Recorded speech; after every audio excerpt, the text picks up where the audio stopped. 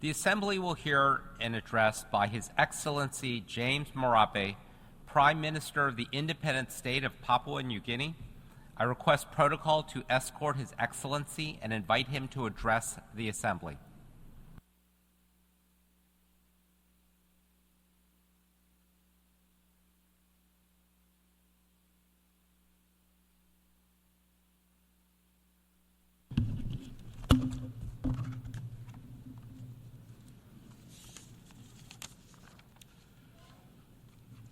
His Excellency Mr. Philemon Young, President of the General Assembly, His Excellency Mr. Antonio Guterres, Secretary General of the United Nations, distinguished Head of State and Head of Governments, Excellencies, ladies and gentlemen, it is my honor to address this august hall once again on behalf of my people of Papua New Guinea. Mr. President, firstly, let me congratulate you, the government and people of Cameroon, on your successful election to lead the work of the 79th session of the General Assembly. I thank your predecessor, His Excellency Mr. Denis Francis, for his excellent leadership during the 78th UN General Assembly. I also extend my gratitude to the United Nations Secretary General for his strong leadership to mobilize the support of the global community on key issues that require our collective efforts, especially in dealing with climate change-related matters. Mr. President, you selected a theme for this debate, leaving no one behind, acting together for the advancement of peace, sustainable development, and human dignity for the present and future generations. I believe is very pertinent. I thank you and commend your foresight in drawing our collective attention to the work we must still do for peace and humanity, considering the vast challenges that continues to threaten our society and what we face today. Mr. President, I speak on three threats to humanity that is complementary to your theme. These threats, in my view, are religious intolerance, poverty induced by climate change, and geopolitical differences and sovereignty contests over territories and people. And I will prefix this statement here with my country as a backdrop. Mr. President, Papua New Guinea is the world's most culturally and linguistically diverse nation, with over 830 languages in a myriad of sub-ethnicities and subcultures that are still authentically indigenous today as I speak. A real-time modern nation of 1,000 tribes.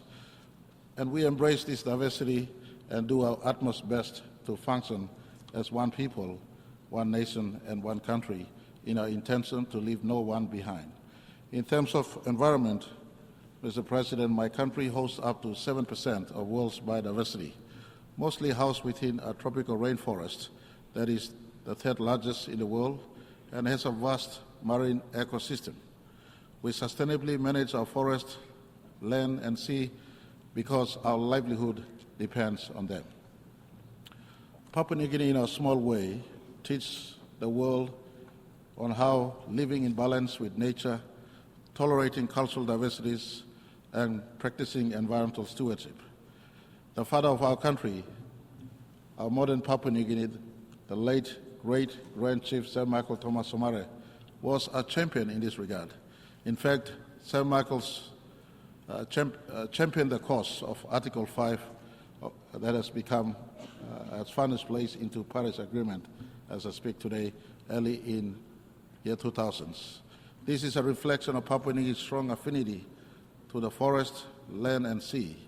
In this regard, my country has been contributing to the public or global discourse over the last 2 decades in as far as environmental management is concerned and matters relating to climate change. Unfortunately, this has been met with very little return of action. However, we continue to stand ready to assist the United Nations family in this area. Mr. President, over the last 49 years of our country's history as an independent nation, our challenges has been many, compounded by vast ethno-linguistic diversities and cultural complexities and the small size of our economy. However, we have remained as one people and one nation. We have moved in the last 49 years. We started off as a least developed nation. Today we have entered the middle income earning nation status, and we intend in the next 20 years to migrate from where we are today to a high income earning nation by 2025. In doing that, we will migrate from being just a raw resource exporter to a manufacturing economy within the next decade. Mr. President, I want to assure you all that all this is being done in total alignment, and we have aligned our development agendas to the United Nations Charter, especially consistent with the 17 Sustainable Development Goals of the United Nations. Our aspirations mirror that of this august institution. In fact, in 1975, when we gained independence, our National Constitutional 8-point plan directs not just my government today, but government into the future, as it was in the past governments that led my country, on our national aspirations to leave no person behind. Mr. President, our nation's Vision 2050 that was launched in 2010 compels governments to develop Papua New Guinea into a top 50 nation by 2050 in terms of Human Development Index. Papua New Guinea looks forward to submitting to the United Nations a full progress report in July of 2025 at the High-Level Political Forum, secondary voluntary national review covering the work we have undertaken thus far amidst the challenges we continue to face and the steps we are taking going forward that will culminate in 2030. Mr. President, if you can indulge me in sharing an insight into managing a diverse, multicultural people and what has helped us to blend as one nation, I put to you the role of Christian missionaries and their work that dates back to 1845 when the first Catholic missionaries arrived in my country. In 1975, when we gained independence, Christianity became profound. Consistency with your theme, Christianity in PNG has been the front runner, bearing message of unity, peace, and sustainable coexistence, embracing diversity of cultures, language, and tribes into one human family, living in our natural environment as God has created. Since then, Christian churches have contributed immensely to our country's development through their health and education programs. Real Christianity teaches love, peace, unity, forgiveness, giving meaning to leaving no person behind. Whilst PNG is identified as a Christian nation, Mr. President, I want to assure you and all who are listening that Section 45 of our nation's Constitution protects individuals' right to choose and practice of faith and religion. We subscribe strongly to Article 18 of the Universal Declaration of Human Rights on freedom of thought, conscience, and religion. United Nations has been the anchor of this God-given right of humanity. And I offer my country's support to the protection of individuals' choice and rights to practice their faith, and urge that this remains a key duty of United Nations. Mr. President, since the dawn of humanity, history teaches us that many wars have been fought and many lives lost as a result of religious intolerance. We see that happening today, as history is stained with blood of innocent people who have died from state, tribe, or church-sanctioned killings. The United Nations, Mr. President, must condemn laws that encroaches upon individual choice of religion and worship. This is a God-given right. And I see the issue of enforcement of religion upon one another as a threat to peace and coexistence of mankind. I ask United Nations to keep watch over religious freedom of all people, especially minority people in society where major religions are practiced. Mr. President, the second threat I see facing humanity is poverty, and especially poverty induced by climate change. The pursuit of wealth has caused man to plunder edge of its resources beyond the threshold of sustainability, with little consideration for our children's future. The acceleration of climate change, for instance, is a direct result of mankind's insatiable appetite for resources. An attitude of survival of the fittest, nations and corporations jostle and stampede over each other in order to harvest resources, causing environmental degradation, deforestation, burning of cheaper fossil fuel, and pollution, spiraling our planet into climate catastrophes that will further engender poverty. Nations like mine oceans nations like mine continue to live with the climate change-induced sea level rise and weather pattern changes that has now become an existential threat. That is why we welcome the Chair's summary of the high-level meeting on sea level rise. Together with other Pacific Island countries, we continue to recognize the 1982 UN Convention on Law of Sea as a legal framework within which all activities in the ocean and seas must be carried out. We reaffirm commitment to the Pacific Island Forum Declaration of Continuity of Statehood and the protection of persons in the face of climate change-related sea level rise. Last month, the Pacific Island Leaders Forum in Tonga officially recognized these climate change manifestations as existential threat to our Pacific people. We stand united in the support of Vanuatu-led United Nations General Assembly proposal for the inclusion of sea level rise as a standalone agenda in the United Nations General Assembly and other relevant United Nations processes. Mr. President, despite our economic needs, PNG remains committed to safeguarding both our blue ocean life and our green forest life for its children.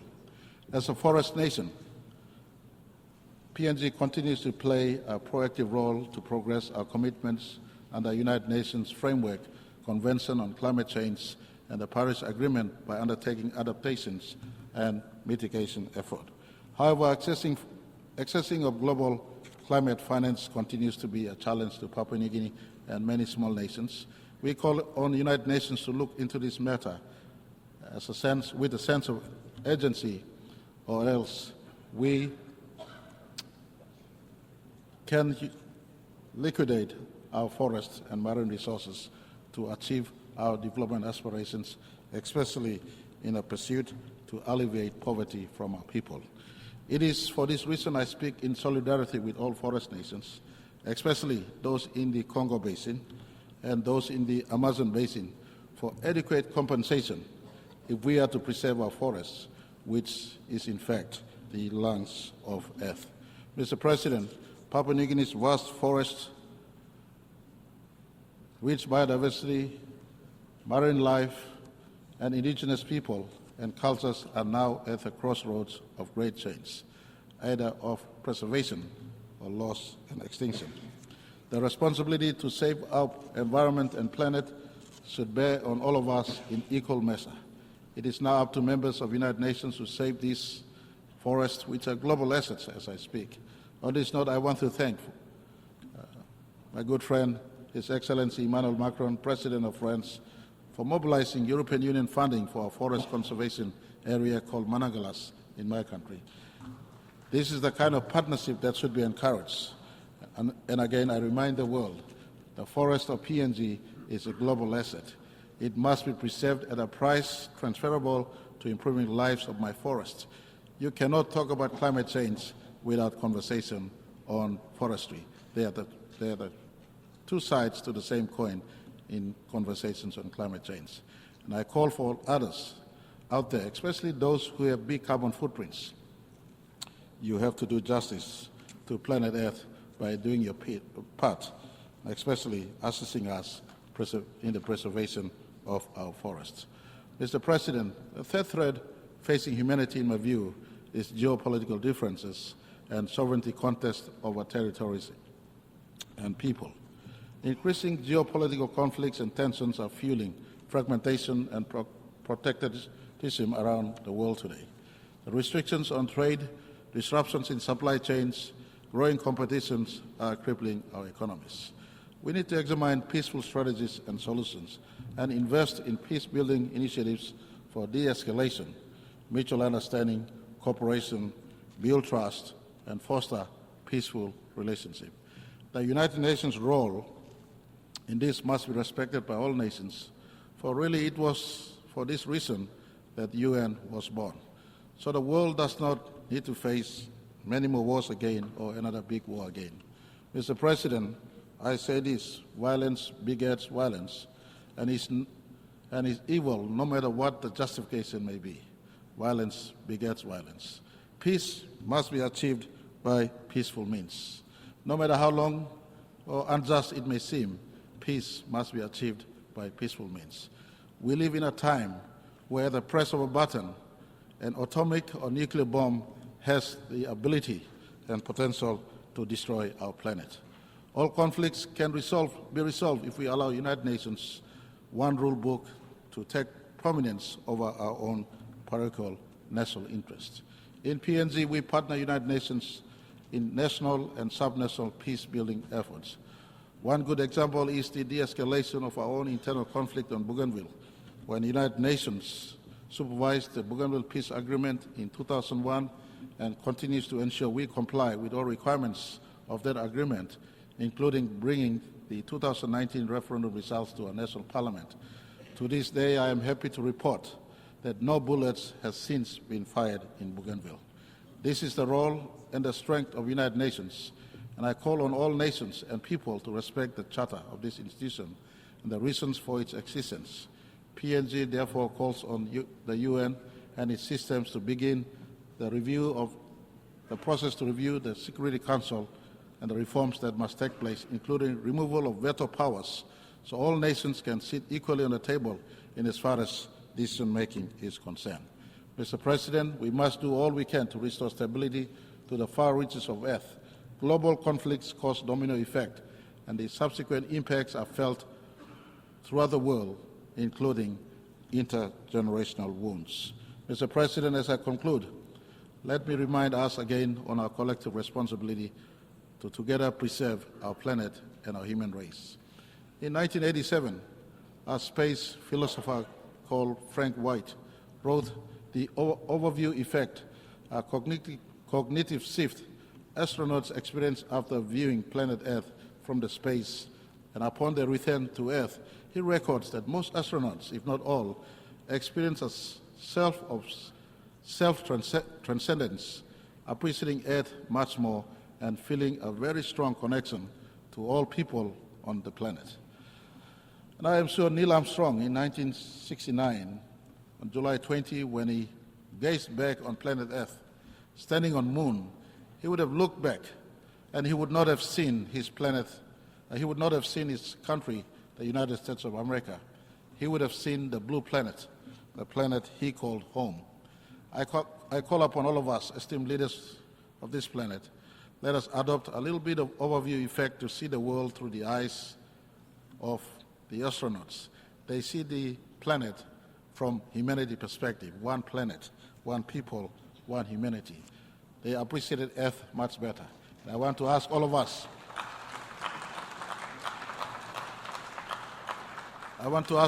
all leaders of planet Earth, let us appreciate Earth. Let us treasure its life-sustaining gifts.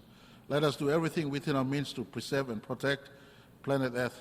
It starts with all of us, leaders, to think and act correctly, because our children's collective future depend on this one. We have but one planet. After all, there's not two planets. You look at the observable universe, you look billions and billions of light years into the observable universe. There is no one planet that looks like us. Only one planet. Let's preserve that.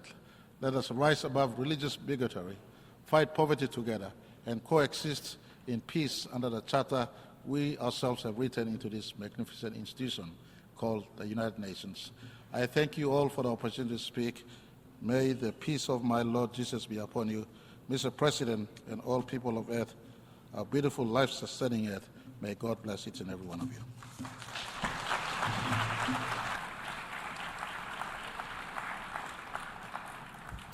On behalf of the Assembly, I wish to thank the Prime Minister of the Independent State of Papua New Guinea.